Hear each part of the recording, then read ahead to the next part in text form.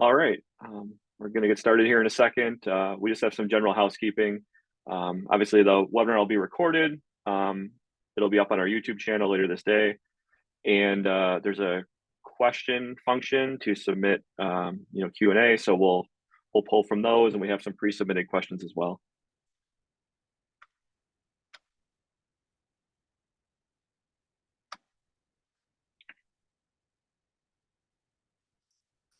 All right. So first off, I'll introduce myself. I'm Justin Elze. I'm the CTO of Trusted Sec. And we have Adam and Lou. They can both introduce themselves.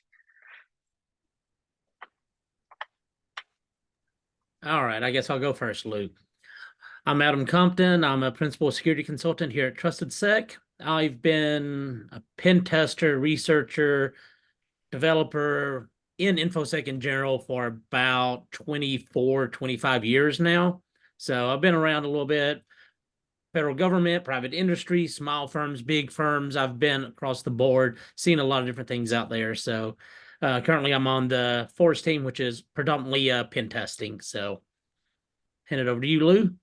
All right, thank you. My name is Lou Scicchitano. I've been with Trusted Sec for 2.5 years now.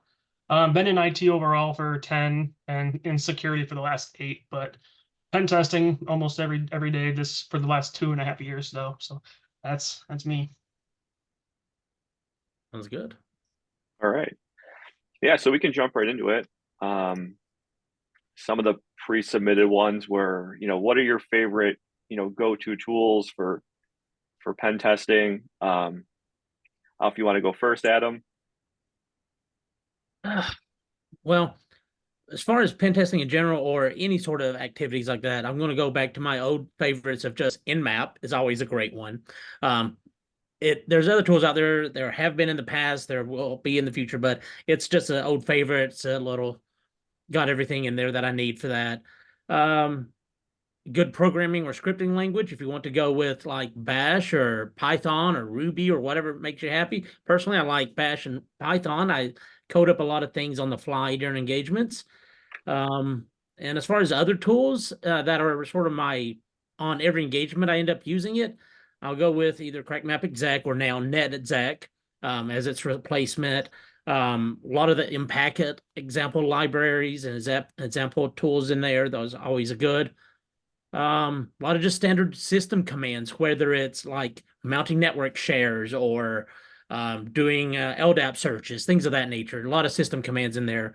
Outside of that, it's always going to be targeted more toward particular services or whatnot, whether I'm going against web apps or what. But a common one is always going to, here recently, for the past year or two, has been Active Directory certificate services. So Certify has been a good tool that have at hand there. Beyond that, it really just depends on what I'm going after. And yes, if I'm doing a vulnerability assessment with verification, or if I'm doing a penetration test, I'm not wanting to be overly stealthy, sure, I'll throw in Metasploit in there too, at least for its auxiliary commands in there, auxiliary modules. They have enumeration and verification. So that's always a good handy one in there as well. So I think that's covered a little bit of just the basics of the ones I like to use on pretty much all engagements. So how about you, Lou? Got anything you want to throw in there? I think you pretty much covered all the basic tools. Yeah, because we do our tests from either our own workstations or through our TAP. So we're going across the network. We're not on an actual Windows host. So using Impacket's been extremely helpful. Responder, depending on your opinions on that method. Pcreds is an absolutely great one. Yes, Just leave that up going, and it passively monitors all the network traffic.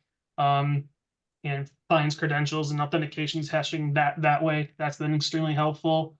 But yeah, I can't add anything else than that. awesome. Pcreds is a good call out. Something that I've done and I always talk other people into is just running a PCAP the entire time and then just parsing over it with Pcreds or whatever. Whether it be, hey, you caused an outage, like what happened, or just like some NAC device scanned you when you first got on the network. Clients Nessus scanning you if you're over 24 hours, a week long period, things like that. So the PCAP thing is always a great just keeping the your back pocket to find some random credentials from something that happened.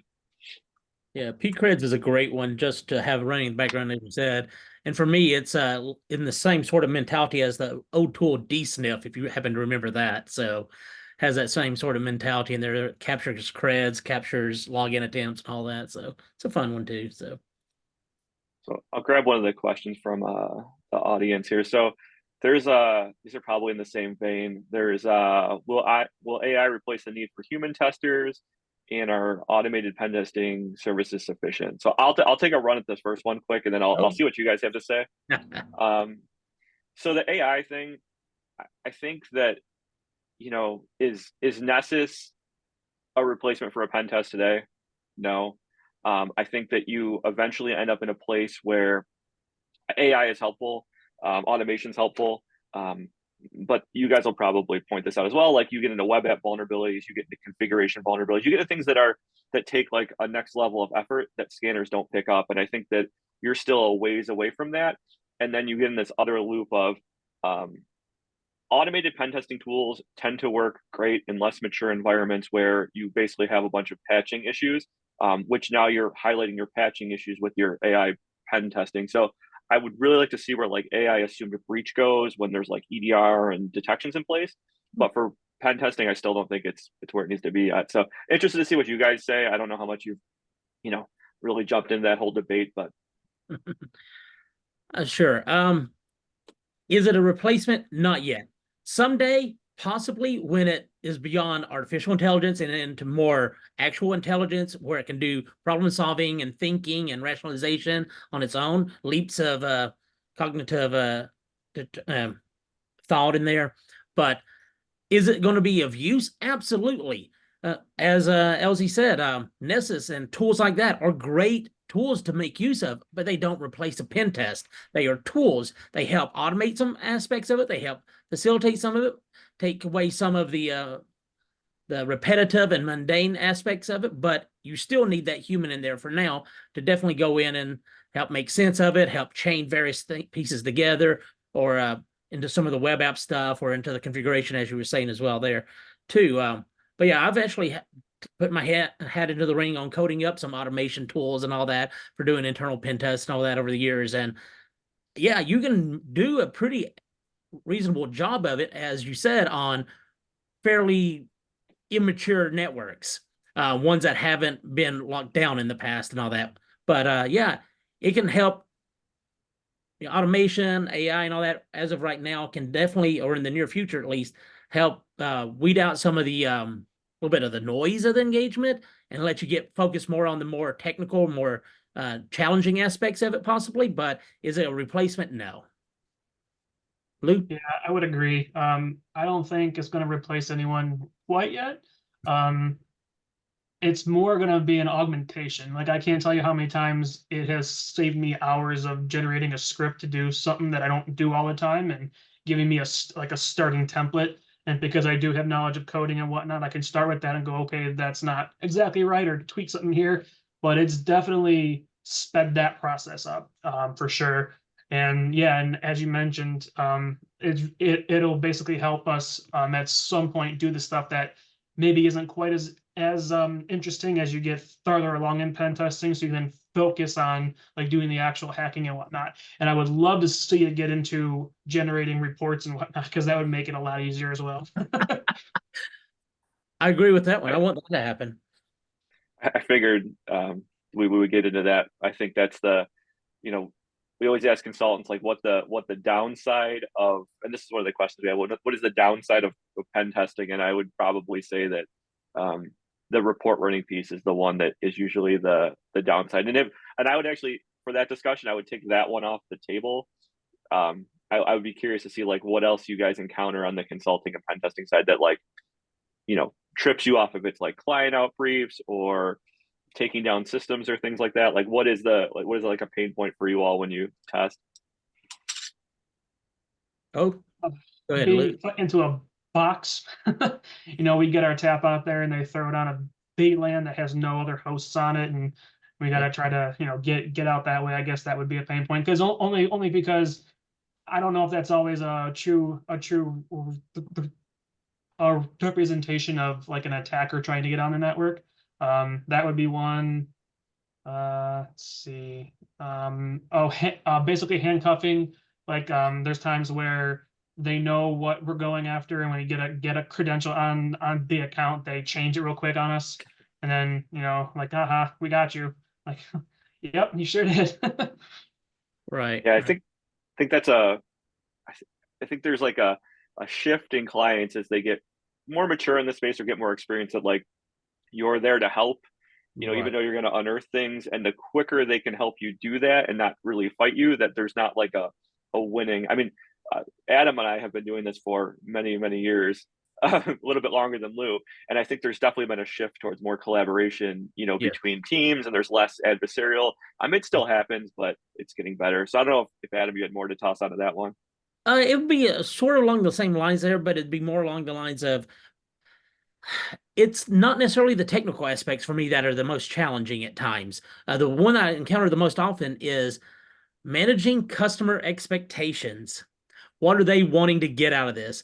Sure, you say you want a regular penetration test done. But in discussions with you, you want a very stealthy, targeted red team activity that does all this. I'm like, but that's not what you signed up for. That's not what you wanted. So then we have to start working through like, okay, here's what we can do. Here's what we're wanting. Let's try to find that happy middle ground and set that expectations up front so that we don't have those sort of handcuffing situations going down the line and all that where they're like, oh, yeah, we caught you and it's all over now. It's like, that's fine if that's the kind of activity you wanted, but that's not what we agreed on. So let's work through this a little bit. It's that just managing expectations, managing miscommunications with the customers, things of that nature tends to be the more complex part of it because you're dealing with a human at that point as opposed to a piece of technology. So, And I probably see this end to end a little bit differently than you guys because I get in the sales cycle with a lot of these things. And I think one of the things that happens is clients, people who buy the pen test, aren't necessarily people you're executing the pen test with. right. So the sooner you can get all of those people involved in a call, a lot of times it stems these things off because you'll get somebody say, "Hey, we just want a basic pen test." By the time it gets to the engineering's gonna be like, "Hey, give me the craziest thing you can throw at me," Right. and you're like, "That's not what we scope." So we always are big on trying to get people, everybody involved as soon as possible. But it's the world's not a perfect place, so we're Excellent. getting there.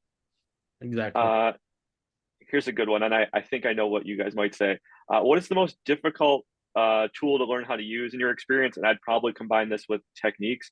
And I'm just going to guess on this one and what you're going to say. And I would say anything related to ADCS would probably be what I would expect. But fire away. I'll let you go, Lou. I did two in a row. You get two in the row. Come on. Most difficult tool. Um, so for the ADCS stuff, I think at the start it was kind of hard to understand because it was so new. But one of the things I do is I like to understand how everything works and how tools work and what they're actually doing. So I spent time and I read through the whole white paper. I created a lab at home and I like went through it all and I really understand those. So now I think it's one of the easiest tools. And it's one thing that I basically exploit every other internal I do now. So that would be, so I don't know if I would say that a tool. I think it's not necessarily a tool, but just based on some of the stuff we do, probably trying to get around EDR, just because we're basically on a time box internal pen test. We don't really have time to spend 3 days trying to bypass EDRs and get around AV detections and whatnot. So that would probably be one of the more difficult parts, I think, from my perspective. I don't know, Adam, you got anything else you want to add? Um, I would sort of agree with you on that first part that, but I don't have all the in-depth technical background on it as you do with ADCS. I understand the concept of it. It's still sort of that magic box for me a little bit that I understand what's going on, but not exactly how it's doing it. So it's still a little of the gray area because I have people like you that I can reference and help me out when I have a stumbling block. That's great. But beyond that, it's generally going to be anything that I haven't used in a while or anything that's brand new to the market.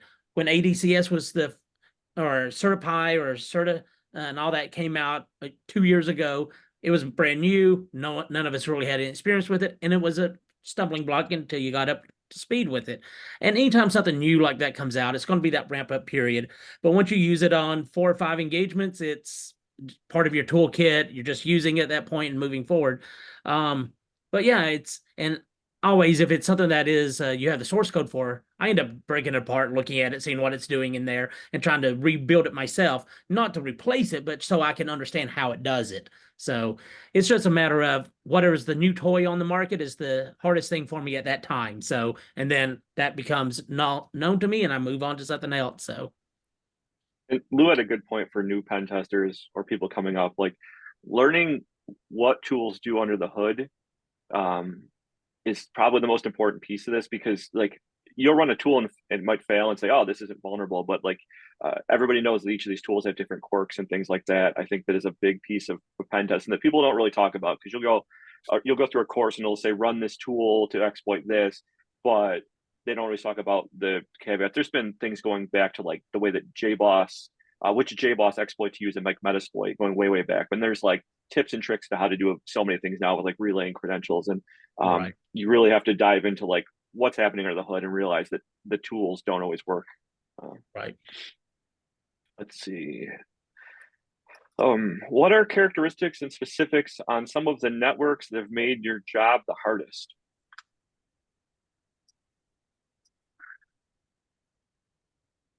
Aggressive third-party monitoring companies.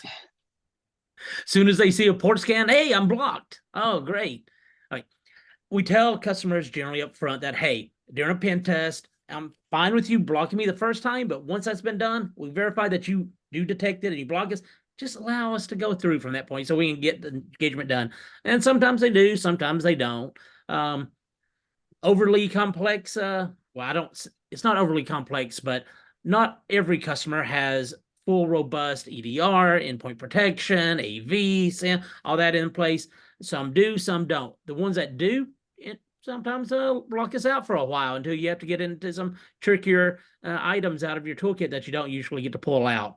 One of the most common ones is, as Lou mentioned early on, with the handicapping issue there, is that sometimes you get put on a VLAN or a network segment that there's nothing else around you, and then there's ACLs blocking you from the rest of the network, and they're like, yeah, test from there. You're like, okay, you get no findings. That I can't reach anything. I'm sorry.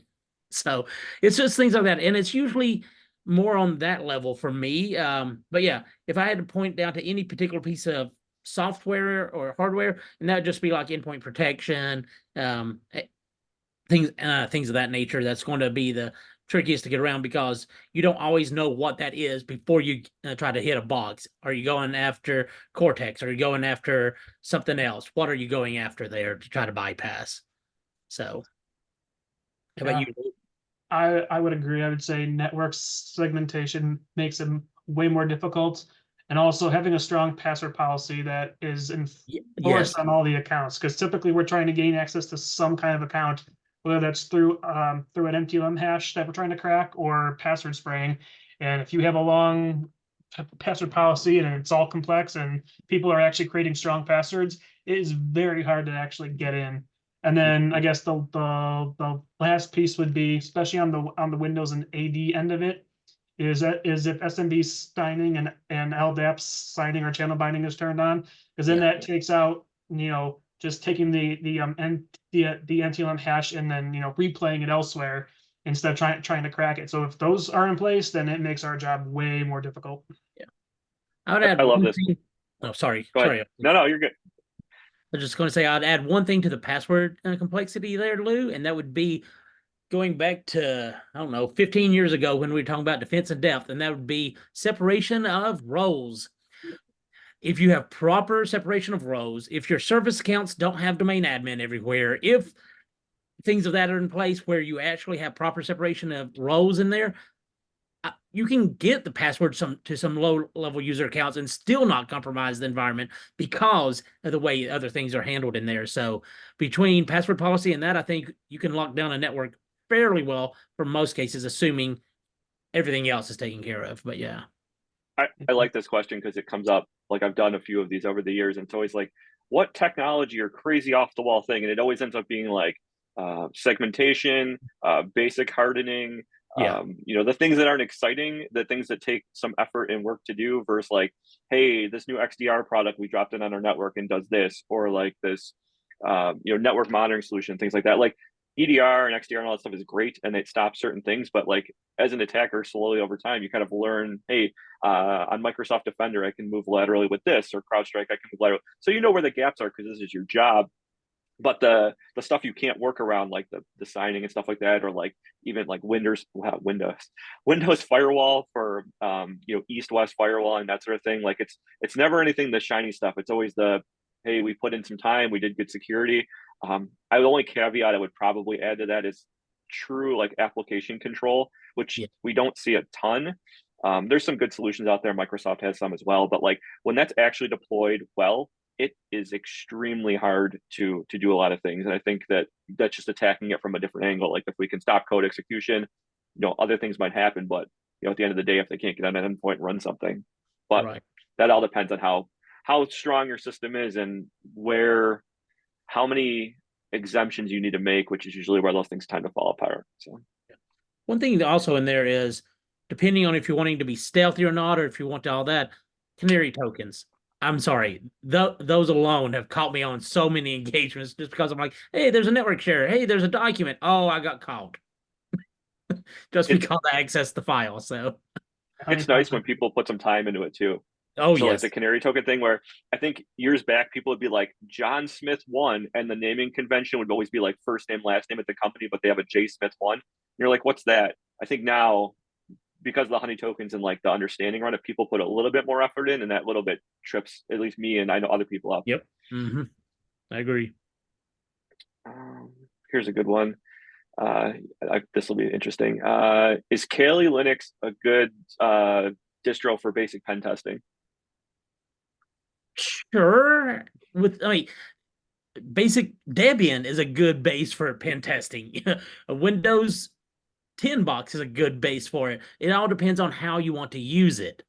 Kali is great if you try to learn a few of the tools in there really well to start with.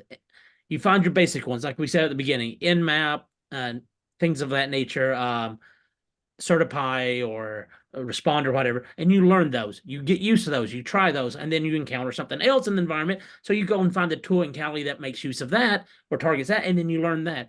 You're not going to learn all whatever it is 1,000 tools that Kali has in there at this point. You're going to learn some of them, and the fact that they have it all installed with dependencies in place and all that, that is a time saver for people starting out. And you're going to probably go through the same process as a lot of us did over the years. It's like, oh yeah, I'll use Kali to start with. Then you're like, well, I don't need all those tools, so I'm going to take a Debian install and install just the tools I want. And then you might go to some customer and they'll be like, oh yeah, you're not allowed to bring your own device in, but we have this Kali box for you. You're like, oh great, I guess I'm going back to Kali, and you're using that. It works. It works. It's not going to be the greatest tool out there, but it's not the worst either. It's what you make use of it. So if you're trying to just take a tool inside of Kali and run it without understanding it, it's not going to do you much good. Yeah, it might win, it might not, but you're going to, it's a collection of tools is all it is. So the benefit that I see out of Kali is that it has the dependencies taken care of for you. That's the best benefit out of it that I see. Lou?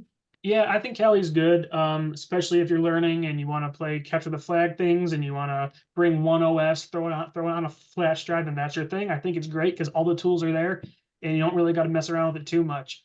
I would say based on our work, I don't typically go with Kali because I like to install the tools that I want and I know how they're installed. I think sometimes with Kali, you don't understand where tools are at, or who's on there, or what the tools actually conflict with. Because I know we run into this with all different kinds of Python tools all over the places. They interact, and I think Kali did something recently where they took pip off, or you have to install everything through their Debian repo. And you can't use pip or something. So those kind of things I don't like. But in general, I think it's great if you're trying to learn, and if you just want one OS to go and do stuff, I think it's a good starter for sure. But as you get more into pen testing and you learn, I like these tools and those tools. I think having your own custom thing is also really good too. Nice. We kind of hit on this one before, but we can bring it back up because there might be a little bit different way to hit this question. So it's, what's the most helpful thing clients can do to help you help us? And I would say from the sales front end of this, it's just, be open and honest with the scope of what you're trying to get out of it. But you guys kind of hit this from the complaint side before, so I don't know if Lou, you want to go first in this one, or Adam on what clients can do to kind of help us do a better job. What was the question again? So what clients can do to help us do a better job. So whether it be like knowledge sharing or, network map diagrams, that sort of thing. Like what are the things that clients can do to get the most out of a pen test? Yeah, so I think having good email communication back and forth, and like being upfront about, hey, if we need to do this on the network, it's going to take 3 days because we got to go through all these change management things in order to get that done, I think would be helpful. Also, yeah, knowing the scope a little, and if you have network diagrams, that's always great. But I would also say, like, if you have particular goals, so that's something I try to ask on our kickoff calls, is like, do you have any goals? So after, if I compromise Active Directory, do you have anything in particular you want me to try to gain access to help, prove out your stuff? And, whether that's getting access to certain databases or backup networks or this segmented VLAN or some kind of data. I like to get those as well. Yeah, I think that's pretty much it, from my perspective. I would just add in there, it sort of goes along with what everybody's been saying already, but it's the mentality of coming at it, viewing it as a partnership on this. Our goal here is to help you improve your security. So if you want to come at it from the perspective that you're helping us with that, that's whether that's letting us know if once we do hit a honey token or something like that, hey, okay, you're hitting that honey token, you can leave that file share alone, you can leave that user account alone and not focus on that. I'm like, okay, good, I'll move on. Saying that, okay, well, if you really could get access to this system over here, that would probably be our crown jewels. Sort of like what you were saying, Lou, of what kind of goals are you looking for? And it's coming at it more from that perspective, as opposed to the anything that you find is going to be a black mark on us, and then we're going to have to be shut down, so we're going to make it as hard as possible for you. That isn't conducive to a good relationship between any two parties. It's going to be very combative and all that. You can work through it, but just coming at it from a partnership mentality is going to be beneficial there. And one last thing from a technical aspect is, give us a list of systems that should not be targeted or touched at all. That's one of my main things. Like, oh, you have that old AS400 sitting out there, or you have this massive, okay, pentest fail story. You have this massive printer over there that prints out sheets of paper that are worth $100 a sheet. Let me know that IP, so I don't target it. I don't want to waste thousands of dollars in it printing something out on accident. Let me know that beforehand. So. I know people used to joke about like running Nessus against that stuff, but even at like Nmap with like service discovery level, like people don't realize all the service discovery probing that like Nmap does a lot of the time that will even knock over printers and just blow stuff up. Not as much anymore, but it definitely used to happen all the time. Yeah, for sure. Here we go. Have you found more success with social engineering with remote workforce policies? So basically like work from home. Has that changed like the click rate on phishing or anything like that for you all? It's changed it. It's more likely that people are going to be checking it on their phone now. If it's an email, they're going to check it on their phone. Or if they do check it on their desktop or their laptop, they might not be connected into corporate VPN at that moment. So they're not going to have, because we try to do that fencing, sort of the perimeter. To make sure that that email doesn't end up on somebody else's, or they don't forward it to somebody else and it gets spread across the network or internet or whatever. If it comes across an IP that we don't think is one of theirs, it gets blanked out. So if they're just checking it on their home system and it's not connected to VPN or whatever, it may or may not work. We might have it shut down or whatever. If they're checking on their phone, it may or may not work. There's different precautions in place depending on how we're trying to do the exploit. It's a half a dozen of one, six of the other. I mean, there's benefits and cons to going both ways. Yeah, it's more likely you can reach out to people at any time of day, but you're not guaranteeing how they're going to be checking it. So Yeah, I would add that I think the part that changes is employees are more accustomed to getting MFA prompts because they're not at the office, so they're always VPNing and reconnecting. So if you were to get a credential and try to log in and basically keep on pushing them for them to hit the button, I think it would be more apt to basically happen now.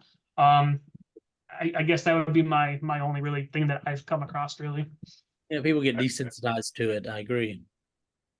I've seen this a decent bit too, where like when COVID happened and everybody's work from home, people were doing full tunnel VPNs all the time, and then people were like, our VPN concentrator is 50% YouTube or whatever.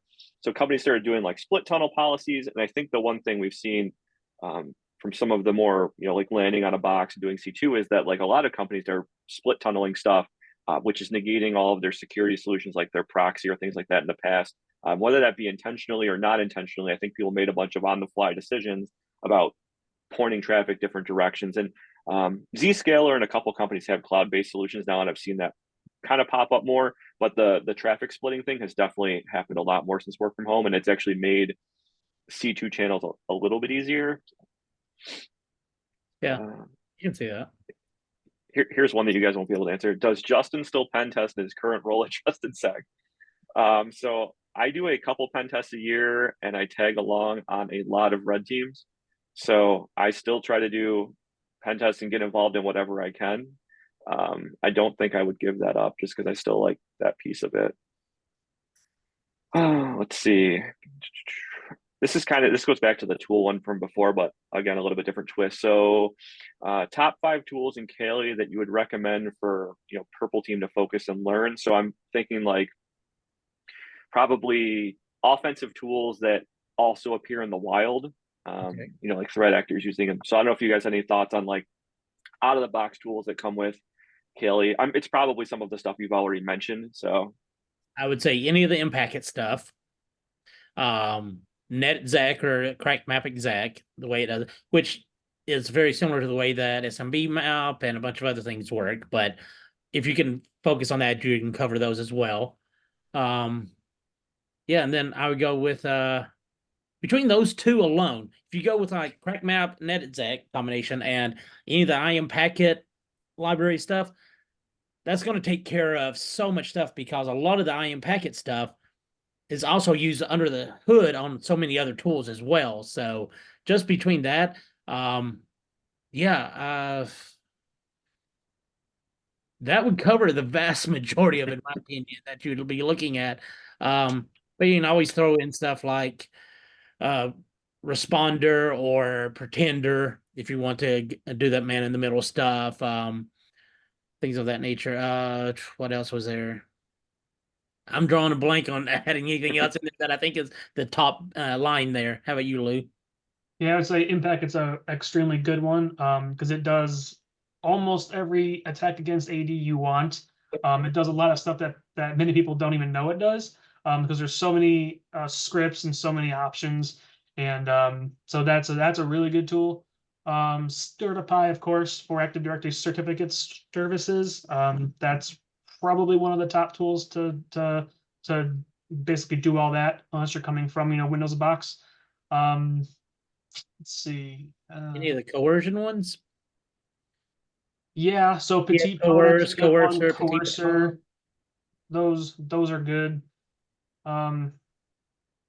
Curb Root's a good one for password spraying There you go. account validation. And LDAP Nom Nom's a good one too for enumeration because it usually doesn't get caught. Right. Okay. yeah, this is a good one for like if you take most of the breach reports and things like that that come out have links to GitHub tools.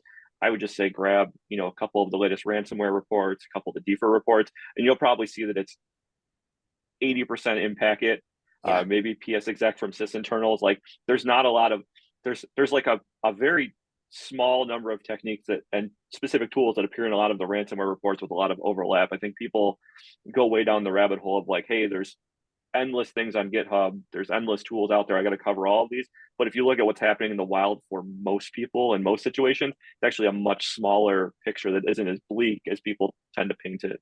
So let's see, this is a good one too. Do you have a home lab or like leverage any kind of online range or service like that? So I don't know if you guys, what you have set up at home. Yes, depending on, I know Lou does, and I do depending on the time of the year. Um, I keep crashing and rebuilding my ESXi server. Sometimes I make use of online servers like where there's DigitalOcean or Linode, stuff like that. If I want to try something and just try it out for connectivity and things of that nature, or just one-off things that I don't want to have to rebuild here. But yeah, I generally have an ESXi server running here with various Windows OSs, server OSs on there, maybe even a Windows 7, 10, 11 stuff on there, just to try out some things. Like I wanted to see, because I know we do some of our own tool development and all that too. And before I try it out on a customer, I want to try it out on my own environment to make sure I understand.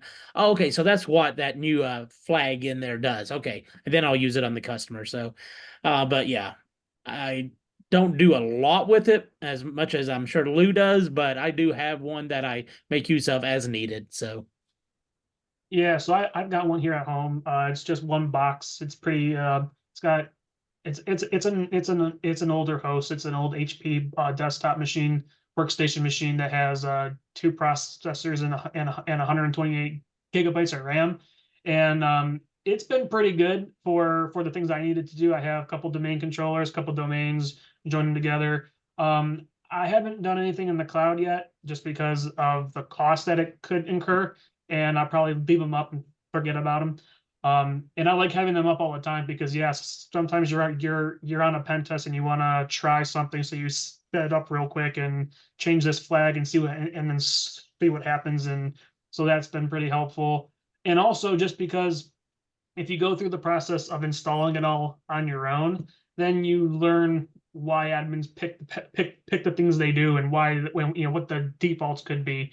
And then once you get down pat with that, then having something automated to go and spin it up is great. Because I can tell you, when I was learning the all the ADS stuff, being able to go in there and manually install it, manually create the templates, manually change the boxes, it did wonders for the understanding of that whole attack chain. So That makes sense. Yeah, I have a similar setup, kind of somewhere in between you two. I have a Intel NUC I run ESXi on, and I have another NUC that I run Hyper-V on. And the Hyper-V is just so I can run automated labs easier. I've dabbled like across the years. I've had 1U servers, 2U servers, workstations, whatever, and it's like this weird arc people go through of like overbuilding and then trying to do the most minimalistic thing. So I have the smallest power footprint for most return right now, and that's been working well for me. Let's see.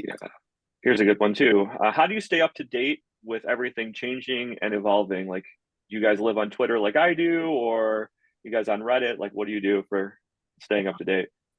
Mine is a threefold, basically. One is whatever sparks my interest at the moment, I'll go out and research on my own ADHD concept. I just go, ooh, pretty shiny, and I go and dive into it. But usually that's sparked because it's something I saw on Twitter, I saw on Reddit, I saw somewhere like that. And I try to, whether or not I do the final review or I do the full review of somebody's report, but I do review a lot of the reports that come across the Force team. And I'm always looking at, okay, this one has some nice findings in here. This has a new technique. This has a new tool. Let me see what they're reporting on in there. And at least, because not everything that comes out is something that we're going to find or we're going to report on or we're going to make exploit in order to get a compromise, something like that. And I'm using this as a way just to also justify, okay, these are things I'm seeing people are actively using or things that people are seeing more often. So I'm going to go research it more on my own now as well. But it's a combination of that. It's what am I seeing out there on Twitter, on social media, things of that nature? What am I seeing actually put to use on our own reports? And then whatever flight of fancy strikes me at the moment. So, yep, same. Twitter is pretty much where I get all that information. Our internal chats here, people post things all the time about new tools and new GitHub repos and new articles about different attacks. And then, yeah, that's pretty much what keeps me up to date these days. Then also just having people who are into this and they'll tell me, oh, hey, did you check this article out or this new attack? And then I start digging into that. And so that's basically how I do it. Makes sense. How about this one? Are pen tests always against production environments, or can they be done against test environments as well? My experience is the vast majority are done against production because so few companies have the budget and resources to have both a production and a development environment or a staging environment. That's the only justification behind it I see for the most part. But sometimes they can be done, and they are done against production or against testing or staging or development environments. They are going to be slightly different environments. Because hopefully anything that's in the staging or in the development environment might be hardened even more before it goes into production, such as extra user accounts or extra access into things, things of that nature, backdoors, not necessarily backdoors, but extra services and whatnot. But at the same time, things in that sort of environment are maybe the corollary to that is they might not be locked down as well. They might not have a strict password policy on them. They might have that Apache Tomcat server with Tomcat as a login. So you can get a reasonable facsimile of what to expect on the production side, but it's never going to be a 1-for-1 in my experience. So, but it can be done if you have a serious reason as to why not to go against production. Yep, I would agree. Typically they are against prod. Well, also test as well. Not one or the other. They're both in there because normally tests usually have security that isn't as stringent as production. And sometimes you'll see people who would go into prod also go into test and leave credentials lying around, and you can pivot from test into prod. But as of going for test only, in general, it's tough to have a test that is exactly the same as prod. It can be pretty close. And in my experience, they're not as close as they think they are. But if you do come across something in test and prod's not in scope, and then you say, hey, look, we got this exploit on this host, can we try it in production? And then you work with the client to put time out or do it after hours or whatever it is. So I mean, it can be done, but it's not a true test of production. Do you all use anything in particular for notes and things like that? Like I know some of the teams use Obsidian more than others. Do you use something different for yourself to keep track of techniques and command line stuff? Like what works for you all? I just use that tool as well. I don't have anything else outside of that. I make use of Obsidian because so much of the team makes use of it, but I'm not a fan of Obsidian. It's orthogonal to the way I think, so I'm like, yeah, okay, I'll use it as a resource, but I have my own notes, I have my own walkthroughs, my own attack paths and all that I have chained out and things of that nature. It's not a hard, strict thing, but it's my own notes. And sometimes I do copy those up to something like Obsidian, but I've used various other tools over the years, whether it's Bear or flat files or what have you. Yeah, I have a lot of things in Markdown, which I do load up into Obsidian, but it's not as integrated as some of the other things. But yeah, I keep my own notes and all that, and I'm sure I have a whole notebooks somewhere of physical notebooks of things from over the years. But yeah, that's always changing as the seasons change and my personality changes and ADHD kicks in for something else. I'm like, ooh, that's pretty. Let's try it on this kind of notebook now or what have you. But yeah, I have lots of resources sitting around on my computer taking up space of notes and whatnot of attack paths. Lou hit on this one a little bit. You might have some other thoughts. What do you do to help clients show impact of particular vulnerabilities? And I think this kind of goes back to asking about goals or flags or trophies or things that are like second order beyond just, hey, I got on this box. So I don't know if there's anything that either of you do by talking to clients or putting in the report, like what works for you all to help convey risk of something that might be boring, like hey, you hacked our Tomcat server. What's that mean? It depends on the customer for me. But generally, at the minimum, if it's something that I was able to exploit and get compromised that I could then elevate or leverage to get domain admin down the path or sensitive information, whatever, I will write up a nice detailed section in the report, a walkthrough section, a storyboard section of detailed steps of I started here, I ran this is what I got out of it, this is what I was expecting, this is what this service does. I try to explain it in detail as I'm going through it, and I go through all of that and I try to provide it that way.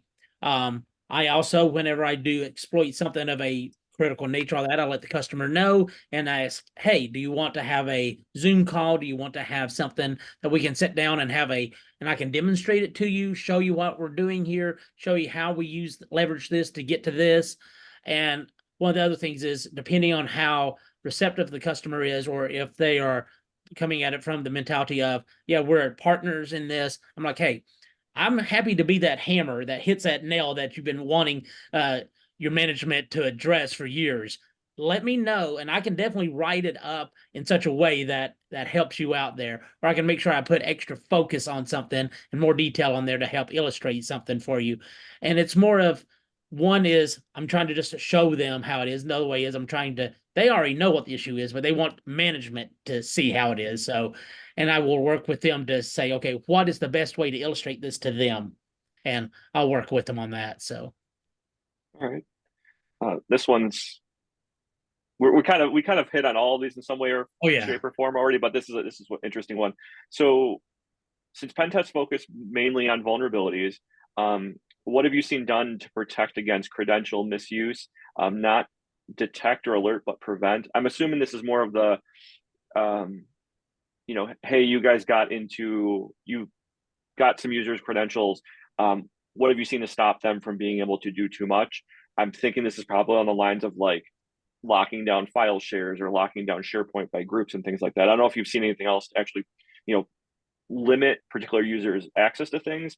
I know that's a dream a lot of companies have, but the insider threat piece is a lot of effort. I used to see a lot more about it with this than I have here recently, honestly. Years ago, I worked for different companies and what have you, and we targeted a lot of Unix environments. And inside the Unix environments, even the ones that were hybrid Unix Windows, there was a lot of going on where it required RSA tokens. It required second party like MFA or two-factor, even to connect from one system to another system. Kerberos or what is it? Kerberized telnet, things of that nature. You had all this second level authentication in there. That was really prevalent at one point, and it's kind of died off for the most part for some reason. But maybe it was too much of a hassle. But here recently, I've been seeing disabling local admin authentication over the network. That prevents some of that. Proper separation of roles and users, that works well. Group separations, things of that nature. Also, I've seen alerts. I've been called on engagements or called out because they're like, oh, we've seen that proper alerting here because you have user John Doe has logged into 15 systems within a 1 minute time frame. That's atypical. And so sort of the statistical, the analysis and all that popping up, they'll help identify issues with that. It's not directly preventing it, but it's alerting to it, and then they can take steps to prevent it after that. So I'm not sure that really addresses it. It's more just rambling about the topic. But Lou, if you have something more specific, go ahead. Yeah, I think it just comes down to making sure you understand who can do what on the network. Especially as I think you mentioned earlier, Adam, having separation of privileges. So Yeah. if there's a person who needs some kind of admin account, they have a different account for that, and then preventing those kind of accounts from, being able to log on to a normal workstation or a different tier OS or something, making sure that there's no cross there. Other than that, I don't really come across too much other than basically locking down what people can actually do and having some kind of privilege separation between admin accounts and low privileged accounts. Make use of MSA and GMSA accounts too, as opposed to just signing passwords. But yeah, that's a different one. But yes. I'll probably grab this next one. So, is it time to retire traditional pen tests in favor of purple teaming because of the fixed period it takes for pen testing? So, I would say, from our point of view, pen testing is about coverage, finding the number of ways in, exploiting those, showing how to get to data. When we say purple teaming, it's always running attacks and adding net new detections, tuning those detections, building out alerting.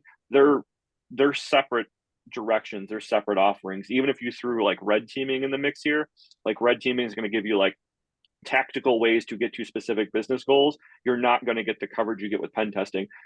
Companies improve because they do a wide range of different activities based on where they are in life, based on compliance requirements, based on so many things.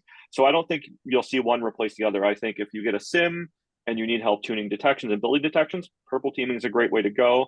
You're still going to need pen testing. Like you're still going to need to make sure you have good hygiene, show all these paths and things like that. So I don't think there's this replaces this is irrelevant anymore, anything like that. Like pen testing is more important than ever. More standards require it, more outside audit, everything requirements. Everybody looking in at companies is now asking for pen test reports. So, that's not going away. It's just something that's now part of business and part of life and part of your security life cycle.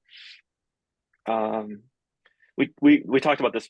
This will be an interesting one because we talked about this a little bit before. What in your experience would you like to see as a background of someone who wants to be a pen tester? Oh. I have my own views a little bit in there that's different, but in general, I want to say someone who is willing to learn, confident in themselves to the point where they're willing to try things, but not so confident in themselves that they think that they're always going to be correct. Be willing to learn from your mistakes. It's sort of a mindset more than anything, but it's more of I'm willing to try it and learn from my failures and search for the proper answer along the way. If you can illustrate that, demonstrate that, that's great. If you have good presentation abilities, if you can convey, it doesn't have to be visual, it doesn't have to be auditory, but if you can convey a complex concept to a non-technical person, that is a great skill set right there. That's not something that is as easily taught as how to run Nessus, how to run Certify. You can learn that. That's a technical thing. You can learn that. The interaction with people, that is a lot harder. The mindset of how to try, fail, retry, learn from your mistake. That is something that isn't as easily taught either, but it can be taught. But if you come in with that, you're already in the right mindset. It's that hacker mindset. Does that mean that you have to have college degrees and all that? No. Sometimes that's beneficial. Sometimes it's a hindrance. It depends on the person.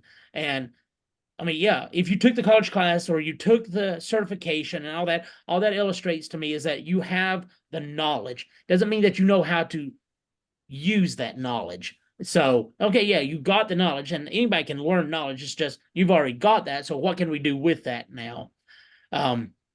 So that, without getting into actual specifics of, I think this is better than that, it in general terms, that's how I'm approaching it. Lou? Yeah, I'd say from a technical end, having some kind of experience in IT prior to, whether that's in coding or being an admin or a networking guy, because all that information is extremely helpful when you get into pen testing. Like just understanding how networking works, how subnets work, because what we do a lot of times as pen testers is we basically exploit the way an admin would set something up. And generally the only way you're going to know that is if you've done that or you've been doing that for some time or were around that at one point. Because I know there's times where I've looked for things on the network because I used to do them when I was a coder. Like I know there's going to be creds in this kind of XML document or whatever. So having that kind of knowledge I think is extremely helpful. And that just puts you on another level when you get into pen testing, really. No, I agree with you, Lou. I'm just not sure I would say that's something you need to have coming into it. If you have it coming in, great. But for personal experience, when I got into pen testing, I showed up in an office and they're like, there's a stack of computers, build yourself a private network. I'm like, I was a coder. I was a coder. That was it. I had no experience in network security or anything just because of the weird situation I was in. They're like, go build. And it was on the job training from there on. I had some capability to figure things out that was built in, and I learned the rest. Had I known it going in, it would have been easier. Absolutely. But it is something I think can be taught. But that's my personal view of it. And that's, yeah. I'm somewhere in the middle on this. Like, I like to see people have some form of technical background, whether it be coding, help desk, something. Like, you need to have some basic concepts, and you can build on those. I think that if you have no experience and you're trying to apply for a job, like showing you have a GitHub project or a blog post or something to stand out. I always talk to people about, if you're trying to get your first job in InfoSec and have no experience and you're firing a resume off that has no security, anything in it, maybe a cover letter that kind of explains like what you do in your free time to be in security, like what you're trying to do, because you're trying to stand out. Like, we post jobs a lot and we get tons of people applying, and they'll be like, hey, I'm a sysadmin, I want to be a pen tester. Okay, like I'd love to talk to 500 people on the phone and get the whole backstory, but like some of those entry level jobs, I think a basic letter or a basic one pager of just like, hey, this is what I'm doing, this is what I looked at on the side, like this is a side project I'm into, goes a long way of conveying like some level of motivation and like trying to be in this space. And I wish there was a better way saying, hey, you go get XYZ cert this year, get XYZ cert next year, and boom, you're a pen tester. That doesn't really work that way. Like, OSCP and some of that stuff is a good path, but it's not like a one size fits all answer for this based on experience, what salary you're looking for, where you're coming from, all of those pieces. So we're about to be up on time here. There's 6 or 7 other questions. I'm going to save these out, see if we can write them up in like a blog post that goes along with the Q&A. So I'll get those answered. I'll get Lou and Adam's thoughts on them as well. And I think we're good. Awesome. Thank you guys today, and thanks for everybody who joined.